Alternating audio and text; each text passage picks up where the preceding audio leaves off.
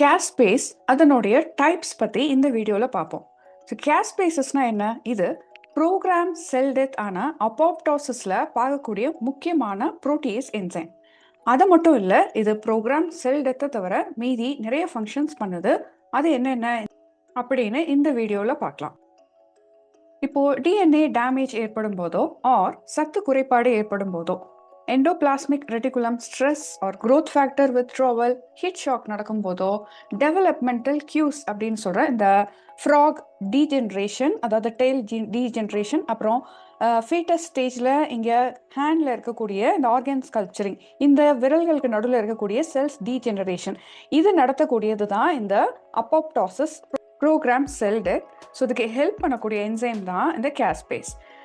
இப்போது இந்த கேஸ்பேஸ் அப்படின்றது வெறும் ப்ரோக்ராம் செல் டெத் மட்டும் இல்லாமல் இங்கே செல்ஃப் ரெனுவல் பண்ணுறதுக்கும், அதாவது ஆட்டோனோமஸ் ப்ராலிஃபரேஷன் பண்ணுறதுக்கும், அதுக்கப்புறம் அப்போப்டோசிஸ் இன்டியூஸ்டு ப்ளாரிஃபரேஷன், அதாவது ஒரு செல் ரொம்ப ஏஜ் ஆகிடுச்சு அப்படின் போது அதுலேருந்து ரிலீஸ் ஆகக்கூடிய சிக்னல் பக்கத்தில் இருக்கக்கூடிய செல்ஸை மல்டிப்ளை ஆகு அப்படின்றதுக்கோ, ஆர் இந்த மைட்டோஜெனிக் சிக்னல்ஸ் கொடுக்கக்கூடிய சில செல்ஸாகவும் இந்த கேஸ்பேஸ் என்சைம் கொண்ட செற்கள் வந்து ஆக்டிவாக ப்ராலிஃபரேஷன் நடக்கும். ஸோ இங்கே இருக்கக்கூடிய செல்லில் இந்த செல் பக்கத்தில் இருக்கக்கூடிய செல்லில் அதிகப்படுத்தணும் அப்படின்ற சிக்னல் தரக்கூடியதாக இருக்குது. இப்போ இந்த கேஸ்பேஸில் டீரெகுலேஷன், மியூட்டேஷன் ஏதாவது நடந்தது அப்படின்னா ஸோ கேன்சர் வர நேரிடலாம், ஆர் நியூரோ டீஜெனரேஷன், ஸோ பிரெயினில் ஏற்படக்கூடியது, so stroke, psoriasis, liver disease போன்ற டிசீஸ்கள் ஏற்படும். இப்போது பிளட் ஸ்டெம் செல்ஸ் எடுத்துக்கிட்டோம் அப்படின்னா ஸோ ஹெமட்டோபோய்டிக் ஸ்டெம் செல்ஸ்லேயே டிஃப்ரென்ஷியேட் ஆகும்போதும் இந்த கேஸ்பேஸ் என்சைம் ஹெல்ப் பண்ணுது. லைக் இந்த கேஸ்பேஸ் 3 எல்லாம் பார்த்தோன்னா இந்த மெகா கேரியோசைட்டை பிளேட்லெட்ஸ், மெச்சூர்ட் பிளேட்லெட்ஸாக மாற்றுறதுக்கும், ஆர் லிம்போய்ட் செல்லை B cell, T cell, B செல்லாக மாற்றுறதுக்கும், ஆர் ப்ரோ எரித்ரோபிளாஸ்ட், இந்த ப்ரோ எரித்ரோபிளாஸ்ட்டை மெச்சூர்டு எரித்ரோசைட் பிளட் செல்ஸாக மாற்றுறதுக்கும் இந்த கேஸ்பேஸ் 3 என்சைம் ஹெல்ப் பண்ணுது. அதே மாதிரி மோனோசைட்ஸை, ப்ரோ மோனோசைட்ஸை கேஸ்பேஸ் 8 மூலயமா மோனோசைட்ஸ் அண்ட் மேக்ரோஃபேஜ் ஜெனடிக்ஸ் எல்லாம் மெச்சூராக வைக்கிறதும் கேஸ்பேசஸ் பண்ணக்கூடிய ப்ராசஸிங்.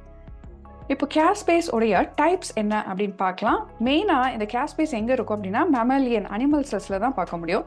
இப்போ இந்த கேஸ்பேஸ் ஃபேமிலியில் நம்ம 2ஆக சொல்லலாம், இன்ஃப்ளமேட்ரி கேஸ்பேசஸ். ஸோ அது எப்போ அப்படின்னா இம்யூன் ரெஸ்பான்ஸ் அப்போ தான் இதை பார்க்க முடியும். ஸோ கேஸ்பேஸ் 1, 4, 5, 11 மைஸில் பார்க்கக்கூடியது 12, இது எல்லாமே இன்ஃப்ளமேட்ரி கேஸ்பேஸ் அப்படின்றாங்க. அப்போப்டாட்டிக் கேஸ்பேசஸ், ஸோ இது இனிஷியேட்டர் கேஸ்பேசஸ் ஆகவும் எக்ஸிக்யூஷனர் கேஸ்பேஸ் ஆகவும் இருக்குது. இனிஷியேட்டர் அப்படின்போது செல்ஃபாக க்ளீவ் ஆகி ஆக்டிவேட் ஆகக்கூடியதுனால இது இனிஷியேட்டர் அப்படின்றாங்க. ஸோ இனிஷியல் ப்ராசஸிங்க்கு வந்து இது ஹெல்ப் பண்ணும். ஸோ கேஸ்பேஸ் 2, 8, 9, 10 இதெல்லாம் இனிஷியேட்டர் கேஸ்பேஸ். எக்ஸிக்யூஷனர் கேஸ்பேஸ் அப்படின்றது ஸோ ஒன்ஸ் இந்த இனிஷியேட்டர் கேஸ்பேஸ் ஆக்டிவேட் ஆனால் தான் இது போய் எக்ஸிக்யூஷனர் கேஸ்பேசஸை ஆக்டிவேட் பண்ண முடியும். So cleaved by initiator caspases. So caspase 3, 6, 7 எல்லாமே எக்ஸிக்யூஷனர் கேஸ்பேசஸ். இதெல்லாம் வந்து மேமேலியனில் பார்க்கக்கூடிய கேஸ்பேஸோடைய வகைகள். இப்போ பிளான்ட்லேயோ ஃபங்கல்லையோ பார்த்தோம் அப்படின்னா அந்த மெட்டா கேஸ்பேஸ் அப்படின்னு சொல்லணும். இதுலேயும் வந்து டெவலப்மெண்ட் அண்ட் ஏபியோட்டிக் ஸ்ட்ரெஸ்னால இந்த கேஸ்பேசஸ் என்சைம் ஒர்க் ஆகப்படுது, இது ஹெல்ப் பண்ணும். ஸோ கேஸ்பேஸ் உடைய பேர் காரணம் என்ன அப்படின்னு பார்ப்போம். ஸோ கேஸ்பேஸில் சி அப்படின்றது என்ன குறிக்குதுன்னா சிஸ்டைன் இந்த கேட்டலிட்டிக் சைட். ஸோ கேஸ்பேசஸில் சி இருக்குது, சிஸ்டைன் இருக்குது அப்படின்னு சொல்லுது. அதுக்கப்புறம் ஏஎஸ்பின்றது வந்து ஆஸ்பார்டேட் ரெசிடியூ. அந்த ஆஸ்பார்டேட் ரெசிடியூவோட சி டெர்மினலில் போய் இந்த கேஸ்பேஸ் என்சைம் கட் பண்ணுறதுனால இது ஆஸ்பார்டேட், அப்புறம் புரோட்டியேஸ், ஏஸ் அப்படின்றது புரோட்டியேஸ் என்சைம். ஸோ கேஸ்பேஸ் அப்படின்னு ஃபுல் நேம் மீனிங்கோட இங்கே நம்மளால புரிஞ்சுக்க முடியுது. இப்போது இங்கே பார்க்குற ஸ்ட்ரக்சரில் இந்த ஆஸ்பார்டேட்டை க்ளீவ் பண்ணக்கூடியது மட்டும் இல்லாமல் இது வேறு ப்ராசஸிங் லைக் ப்ராலிஃபரேஷன் முன்னாடி பார்த்தோம், டியூமர் சப்ரெஷனுக்காகவும் செல் டிஃபரன்ஷியேஷனுக்காகவும் இந்த கேஸ்பேஸ் என்சைம் ஃபங்க்ஷன் ஆகுது. இதில் எல்லா கேஸ்பேஸுமே ரியாக்ஷன் ஸ்டார்ட் ஆகிறதுக்கு முன்னாடி இன்ஆக்டிவேட்டட் மோனோமரிக் ப்ரோ கேஸ்பேஸாக தான் இருக்கும். ஸோ இதுக்கு கரெக்டான சிக்னல் கிடைச்சாதான் ஃபர்தர் இது க்ளீவ் ஆகி ஆக்டிவேட் ஆகவும் ஃபர்தர் செகண்ட் ப்ராசஸிங் க்ளீவ் ஆனது ஃபர்தர் எக்ஸிக்யூஷனர் கிளாஸ்பேஸை க்ளீவ் பண்ணி ஆக்டிவேட் பண்ணக்கூடியதாக இருக்குது. இப்போ இந்த pro caspase activation mechanism initiator caspases ஆன 2, 8, 9, 10ல் ஸ்டார்ட் ஆகுது.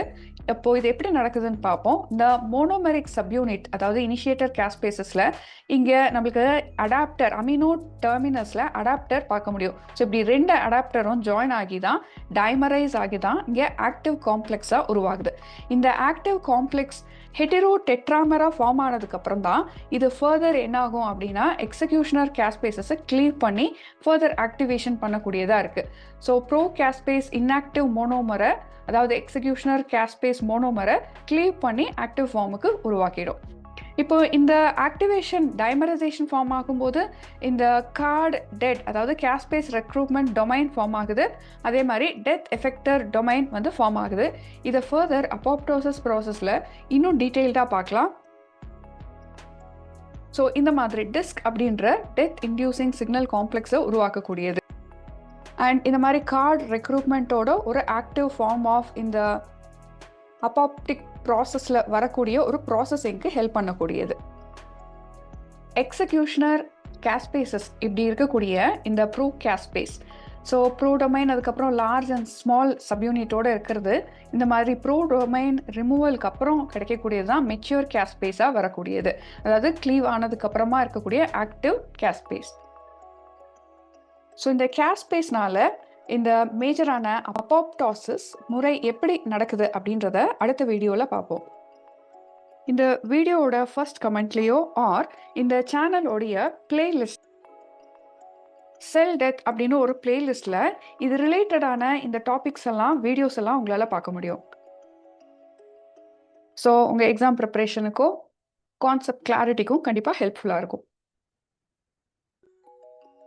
சுபாஷ் லைஃப் சயின்ஸ் தமிழ் இந்த சேனலில் போய் பார்த்தீங்கன்னா உங்களுக்கு நிறைய கான்செப்ட்ஸ் வீடியோஸாகவும் ஷார்ட்ஸாகவும் கோர்சஸ் அண்ட் பிளேலிஸ்ட்லையும் உங்களுக்கு நிறைய கான்செப்ட்ஸ் அப்லோட் ஆகப்பட்டிருக்கு. உங்களுடைய எக்ஸாம் ப்ரிப்பரேஷனுக்கு நீங்கள் ரெஃபர் பண்ணி பார்க்கலாம். இப்போ ஷார்ட்ஸ் பார்த்தீங்கன்னா இது நம்மளுடைய லாஸ்ட் மினிட் ப்ரிப்பரேஷன் ஆர் ரிமெம்பரன்ஸுக்கும் ரொம்ப ஹெல்ப்ஃபுல்லாக இருக்கும். ஸோ இதையும் நீங்கள் ரெஃபர் பண்ணி பார்க்கலாம். உங்களுடைய like, comment, share, subscribe so இதெல்லாம் இந்த சேனல் இன்னும் வளர்கிறதுக்கு ஹெல்ப்ஃபுல்லாக இருக்கும்.